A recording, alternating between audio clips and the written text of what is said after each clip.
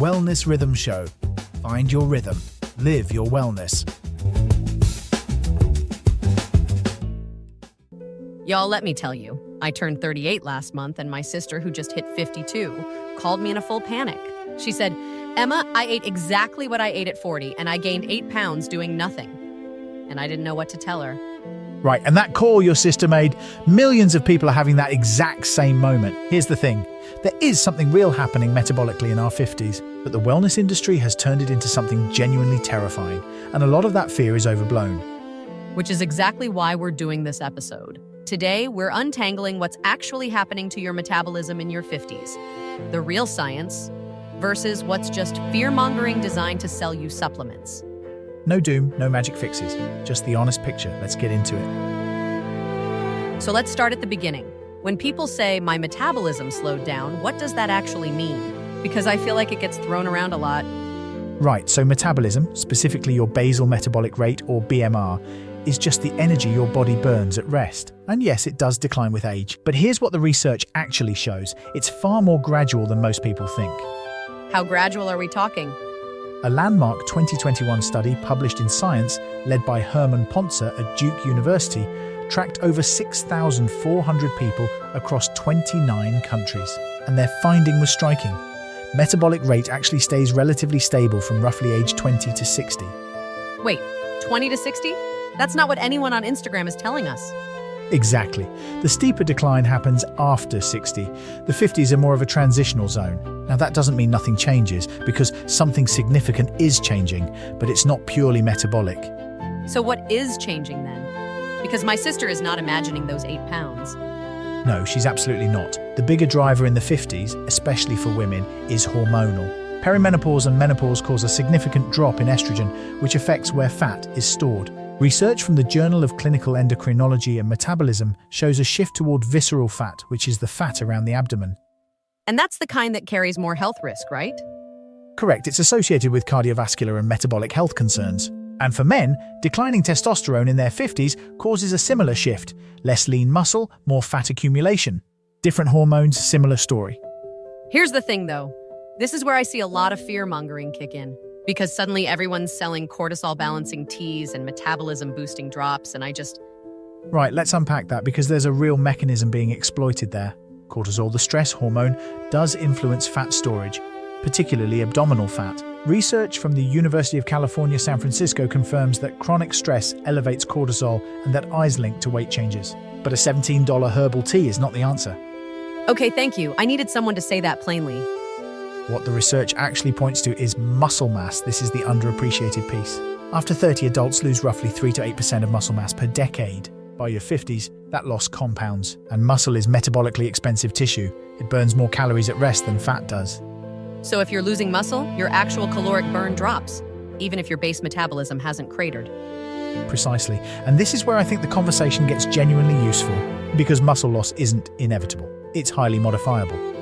This is actually something I want to push back on slightly, though. Because I've heard this just lift weights advice, and it sounds simple, but for someone who is 53, maybe dealing with joint pain, maybe caring for aging parents, finding energy at the end of the day, That's a genuinely fair point. it's not just about willpower. The sandwich generation is exhausted, and telling them to add strength training can feel like one more thing to fail at. I hear you, and you're right that the advice needs to be realistic. But I'd also say, and I mean this respectfully, the research does support that even modest resistance training makes a meaningful difference. A 2019 meta-analysis in the British Journal of Sports Medicine found that resistance training just 2 days per week improved body composition, insulin sensitivity, and functional strength in adults over 50. 2 days a week is doable, that I can work with. And it doesn't have to be a gym. Bodyweight exercises, resistance bands, the load matters more than the location. Okay, and while we're being practical, if you're listening to this and finding it useful, please hit like and subscribe. It genuinely helps us keep making episodes like this one, and we'd love to have you in the community. We really would. Right, let's dig into something I know gets a lot of attention in this space, and that's nutrition changes in your 50s, because the dietary advice shifts meaningfully. Yes, and I'll be honest, I was surprised by this. I always assumed eat less as you get older was basically the whole story. That's a common oversimplification. The more nuanced finding from researchers like Dr. Stacy Sims, who studies women's physiology specifically, is that women in perimenopause and beyond actually benefit from eating more protein, not less overall food, but a strategic increase in protein. Because of the muscle mass piece? Exactly. Protein supports muscle synthesis, and older adults need more of it per kilogram of body weight than younger adults. The current recommended daily allowance is considered insufficient by many researchers in this field.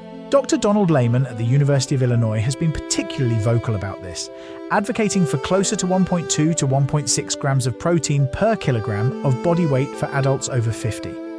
Okay, that's actually actionable. More protein, 2 days of resistance training.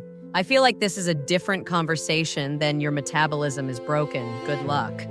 Right, and that's the fearmongering reframe. The message often is, your body is broken, here's the expensive solution. But the actual evidence says your body is changing, and there are well-researched responses to those changes. So what about the people who are doing all of this and still struggling? Because I don't want anyone listening to feel like they're failing. Brilliant point. Sleep is a massively underrated variable here. Matthew Walker's research at UC Berkeley, his lab has published extensively on this, shows that even moderate sleep deprivation disrupts hunger hormones. Specifically, it raises ghrelin, which increases appetite, and lowers leptin, which signals fullness. So you're not imagining the hunger after a bad night's sleep. That's real. Completely real. And in your 50s, sleep architecture changes too. You get less deep sleep naturally. So addressing sleep hygiene isn't a soft recommendation. It's foundational to the metabolic picture. And can I just say, this is where the fear-mongering is most insidious? Because people are tired and struggling, and there is a billion-dollar industry ready to tell them their hormones are ruined and they need a 12-step protocol. And some people do need clinical support.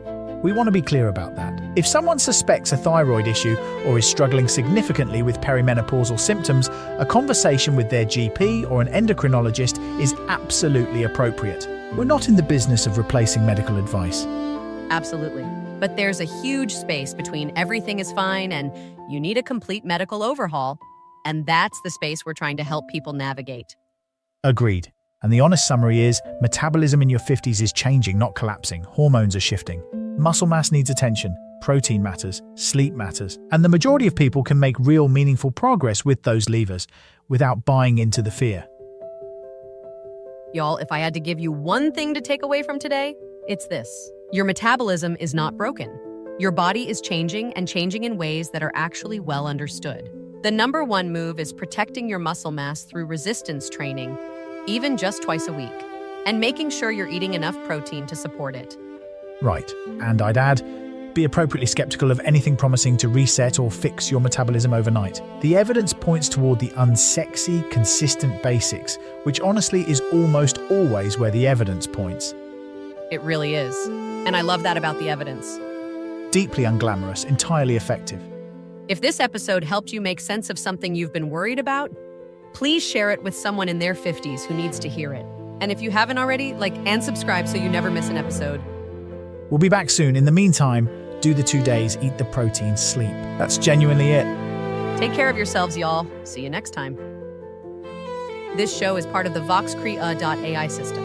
If you want a show like this for your organization without building it yourself, go to VoxCrea.AI and request a sample episode.